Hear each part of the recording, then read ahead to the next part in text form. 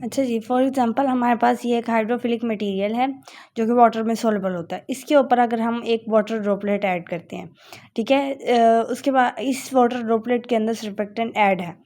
तो अब ये क्या होगा कि ये वाटर ड्रॉपलेट हाइड्रोफिलिक स्ट्रक्चर के साथ इस तरह फैल गया, इस तरह। और यह हम देख सकते हैं कि हाइड्रोफिलिक सरफेस के साथ वाटर के ड्रॉपलेट का एंगल 90 से ज़्यादा बन रहा है, यानी इसने स्प्रेड ओवर कर दी है और इसकी जो सरफेस टेंशन है वो कम हो गई है। सरफेस टेंशन कैसे कम हुई है कि फॉर एग्जांपल इसने जो हाइड्रोफिलिक मटेरियल है उसकी ज़्यादा स्पेस आपको ऑक्यूपाई कर ली है, जिसकी वजह से एयर जो है वो अब इसके ऊपर कम जो प्रेशर है वो अप्लाई कर सकेगी। ज़ाहिर बात है कि वाटर ड्रॉपलेट ने जितनी स्पेस मैयर जगह वो करनी थी वो उसने कर ली है मैयर। अब इससे ज़्यादा एयर जो है वो इसके ऊपर फोर्स सप्लाई नहीं कर सकेगी। ये इस वजह से अब वाटर ड्रॉपलेट और ज़्यादा फैल नहीं सकता, वो ऑलरेडी सरफेक्टेंस की वजह से फैल चुका है। जबकि ये दूसरा केस है हमारे पास जिसमें हमने हाइड्रोफोबिक पार्ट के ऊपर वाटर का ड्रॉपलेट रखा है। अब हमें पता है कि हाइड्रोफोबिक पार्ट वाटर को अपने अंदर कभी डिज़ोल्व नहीं करता, तो वाटर का ड्रॉपलेट स्फेरिकल शेप में ही इसके ऊपर रहेगा, वो स्प्रेड नहीं होगा, जिसकी वजह से अगर हम इन दोनों के दरमियान में एंगल देखते हैं तो एंगल 90 से लेस देन आ रहा है, यानी सरफेस टेंशन हाई है। अब एयर जो है वो इसके ऊपर ज़्यादा फोर्स अप्लाई करेगी। एयर हमारी यहाँ पर चारों तरफ से इसके ऊपर फोर्स अप्लाई करेगी कि ताकि ये वाटर ड्रॉपलेट जो है ये अंदर की तरफ इसका एरिया कम हो, ये इस तरफ ज़्यादा फैला हुआ है जबकि इधर ये कम फैला हुआ है। ये वाटर उस प्लेन सरफेस के ऊपर इस तरह डिस्ट्रीब्यूट हुआ है। ठीक है, अब हमने पढ़ा है कि सरफेक्टेंट एमल्सिफायर की तरह भी एक्ट करता है। तो किस तरह एक्ट करता है एमल्सिफायर बन के, इसके क्या यूजेस हैं वो हम देखते हैं। एमल्सिफायर भी एक किस्म का सरफेक्टेंस की ही एक टाइप है। हम ये जितने भी पढ़े हैं ये सरफेक्टेंस की ही एक टाइप है कि सरफेक्टेंस इस तरह यूज़ हो सकता है। सरफेक्टेंस स्टेबलाइज करता है इमल्सिफिकेशन के प्रोसेस को। इस इमल्सिफिकेशन के प्रोसेस में क्या होता है कि सरफेक्टेंस एक कोटेड ऑयल ड्रॉपलेट बना लेता है। ये जैसे फॉर एग्जांपल ये हमारे पास ऑयल का ड्रॉपलेट है, इर्द गिर्द एक्वस मीडियम है। तो सरफेक्टेंस क्या करेगा, इस ऑयल के ड्रॉपलेट के ऊपर अपनी एक कोटिंग बना लेगा, अपना एक कोटेड मटेरियल रख देगा और वो इन ऑयल और वाटर को आपस में डिज़ोल्व करने के लिए आसानी करेगा। इन दोनों को आपस में मिलाने के लिए अपनी कोटिंग कर देगा और फिर इनको कहेगा चलो भाई अब तुम आपस में मिल जाओ। इसकी फॉर एग्जांपल हम देते हैं। हाँ जी, अच्छा जी, इसमें हम क्या है कि oil droplet added to the water, वही हमने एक वाटर मीडियम लिया, ऑयल के ड्रॉपलेट को उसके अंदर डाल दिया, ऑयल का ड्रॉपलेट सराउंड हो जाएगा सरफेक्टेंट से। ज़ाहिर बात है कि अगर हम, क्योंकि वाटर हम एक ऐसा लेंगे जिसके अंदर सरफेक्टेंस ऐड होगा, तो ऑयल के ड्रॉपलेट्स के इर्द गिर्द सारे सरफेक्टेंट्स आ जाएंगे। तो जो हाइड्रोफोबिक पार्ट है यानी जो वाटर हीटिंग पार्ट है वो ऑयल की तरफ होगा। ठीक है, वाटर हीटिंग पार्ट ऑयल की तरफ होगा और जो वाटर हाइड्रोफिलिक पार्ट है वो वाटर की तरफ होगा। ठीक है ना। अच्छा जी, ये हमने गलत बना दिया है। ये गोल सर्कल जो है वो इस तरफ नहीं आएंगे, गोल सर्कल बाहर की तरफ आएंगे और ये टेल इस तरफ आएगी, इस तरह। ठीक है, ये आप करेक्ट कर लें।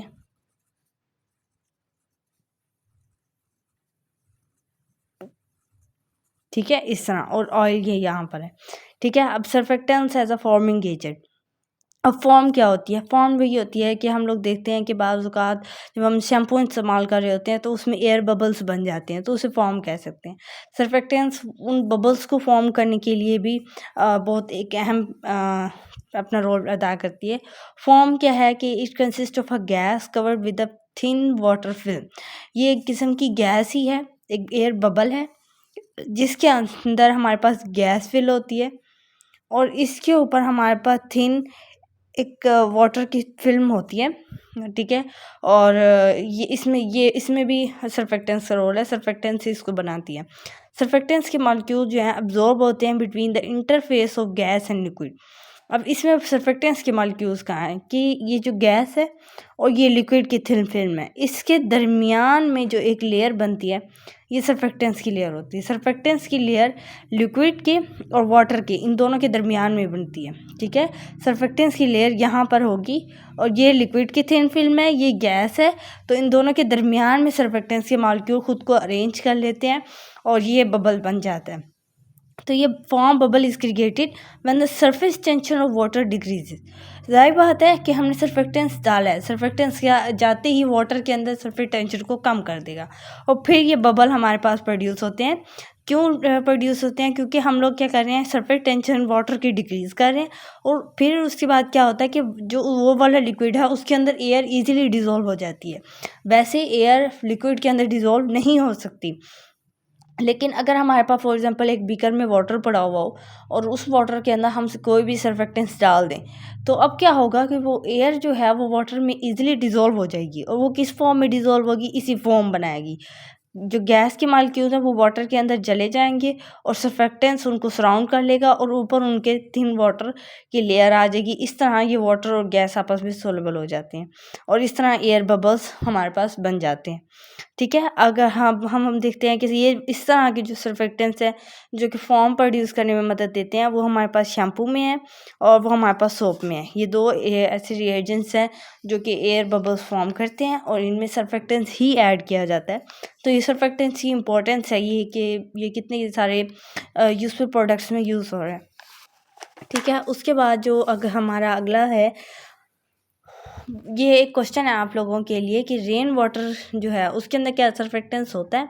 क्योंकि हम अक्सर नोट करते हैं कि हमारे पास जो रेन वाटर होता है, अगर हम उसको गौर करें तो उसमें क्या होता है कि जब पानी एक जगह हमारे पास इकट्ठा हो जाता है तो हम अक्सर देखते हैं कि उसके ऊपर एयर बबल्स बनने शुरू हो जाते हैं। तो इसका मतलब ये हुआ कि जो रेन वाटर है उसके अंदर भी सर्फेक्टेंस ऐड है। तो आपने इस क्वेश्चन के ऊपर सर्च करना है और मुझे जवाब देना है कि क्या ऐसा है या नहीं है। ठीक है, अच्छा जी, अब जो नेक्स्ट हेडिंग है हमारे पास वो है एप्लीकेशन ऑफ सर्फेक्टेंट्स के। सर्फेक्टेंट्स की एप्लीकेशन कहाँ कहाँ है और ये कहाँ कहाँ यूज़ होता है। सबसे पहले ये ड्रग बनाने में यूज़ होता है और ड्रग में ये एज अ वेटिंग एजेंट भी काम कर सकता है, ये फॉर्मिंग एजेंट भी काम कर सकता है, ये एमल्सिफायर भी काम कर सकता है। हर तरह की ड्रग में हर तरह के रिएजेंट्स के तौर पे ये सर्फेक्टेंट्स ऐड होता है, क्योंकि ड्रग्स मैंने आपको बताया कि ड्रग्स में हमें डिफरेंट गैसेस को, डिफरेंट लिक्विड्स को, डिफरेंट सॉलिड्स को आपस में मिक्स करना होता है। तो बहुत सारे ऐसे सॉलिड, बहुत सारे लिक्विड, बहुत सारी गैसेस ऐसी होती हैं जो सॉल्युबल नहीं होती हैं। अगर वो सॉल्युबल नहीं होंगी तो हम ड्रग कैसे बनाएंगे? तो इन ड्रग्स को बनाने के लिए सर्फेक्टेंट्स ही चाहिए होता है हमें। तो वहाँ पर सर्फेक्टेंट्स ही आता है, वरना नहीं तो आज जो हम दवाइयाँ खाते हैं वो आज हमें ना मिल रही होती। अच्छा जी, ये एंटी बैक्टीरियल एजेंट्स के तौर पे भी काम करता है, बैक्टीरिया को मारने के लिए काम आता है, एंटी फॉर्मिंग एजेंट भी है। पीछे मैंने आपको बताया कि ये एक फॉर्मिंग एजेंट है, यानी बबल्स बनाता है। इसके अलावा ये एक एंटी फॉर्मिंग एजेंट भी है। बाज़ औक़ात ये होता है कि हम फर्मेंटेशन जब कर रहे होते हैं, फर्मेंटेशन का बहुत इंपॉर्टेंट प्रोसेस है, बाज़ औक़ात इसमें फ़ोम्स बनने शुरू हो जाते हैं, एयर बबल्स बनना शुरू हो जाते हैं। तो उनको स्टॉप करने के लिए, क्योंकि अगर हम वो एयर बबल बनना शुरू हो गए तो हमारा जो प्रोडक्ट है, एंड प्रोडक्ट, वो मतलब प्योर नहीं बनेगा, वो इम्प्योर हो जाएगा। तो इसकी वजह से एंटी फॉर्मिंग एजेंट के तौर पर सर्फेक्टेंट्स ही काम आता है उन बबल्स को स्टॉप करने के लिए। अच्छा जी, तीसरा जो हेडिंग हमारे पास अहम आ जाती है वो इन सर्फेक्टेंट्स की प्रॉपर्टीज़ के मुतल्लिक है कि सबसे अहम तो प्रॉपर्टी यही है जो पूरे लेक्चर में हमारे पास रिवाइज होती रही कि ये सरफेस टेंशन को रिड्यूस करता है। Surface tension also assembles in bulk solution called measles. Surfactants जो है वो काफ़ी ज़्यादा जो बल्क सोल्यूशन होते हैं, जो बहुत ज़्यादा जिनमें सोलबिलिटी करवानी होती है, जिनमें बहुत ज़्यादा इमिसिबल लिक्विड्स होते हैं, बहुत ज़्यादा बल्कियर ग्रुप होते हैं, बहुत ज़्यादा हाईली एसिडिक या हाईली बेसिक सोल्यूशंस हमारे पास होते हैं, तो उनको जब असेंबल करवाना होता है तो सर्फेक्टेंट्स अपनी एक शेप बनाते हैं जिसे हम मिजल्स कहते हैं। ये इसी तरह की शेप होती है। फॉर एग्ज़ाम्पल ये हमारे पास एक कंटेनर है, तो ये इस तरह की शेप का बन जाना, ये इस तरह की शेप का बन जाना मिजल्स कहलाता है। फॉर एग्ज़ाम्पल इस तरह की भी शेप बन सकती है ऐसे। ठीक है, अब फॉर एग्ज़ाम्पल ये वाला हमारे पास क्या है, वाटर का एजेंट है, दरमियान में हमारे पास ऑयल ड्रॉप है, तो इस सर्फेक्टेंट से इस तरह अपने आप को अरेंज करेंगे। अगर बीच में हमारे पास वाटर है और सराउंड में हमारे पास ऑयल है तो सर्फेक्टेंट्स अपने आप को इस तरह अरेंज करेंगी। तो इस तरह की जो असेंबली करते हैं वो किसी भी बल्क की सोल्यूशन में, इसे हम लोग क्या कहते हैं, मिजल्स कहते हैं। सर्फेक्टेंट्स अपना एक अहम रोल अदा करते हैं as a emulsifier, as a forming agent, as a wetting, as a cleaning agent, as a anti forming agent. हर तरह में सर्फेक्टेंट्स की बहुत ज़्यादा इंपॉर्टेंस है और इसके बगैर हमारी दवाइयाँ, हमारी मेडिसिन्स, हमारी ड्रग्स नहीं बन सकती हैं। तो ये सर्फेक्टेंट्स हमारी ज़िंदगी में बहुत अहम किरदार अदा कर रहा है और किस तरह कर रहा है, इसकी स्ट्रक्चर क्या है, इसकी एप्लीकेशन, इसकी प्रॉपर्टीज़ पूरे कर लिया हमने। ठीक है, आज तक के लिए इतना ही लेक्चर। बाकी जो इसकी आगे 4 टाइप्स हैं वो हम नेक्स्ट लेक्चर में देखेंगे। अल्लाह हाफ़िज़।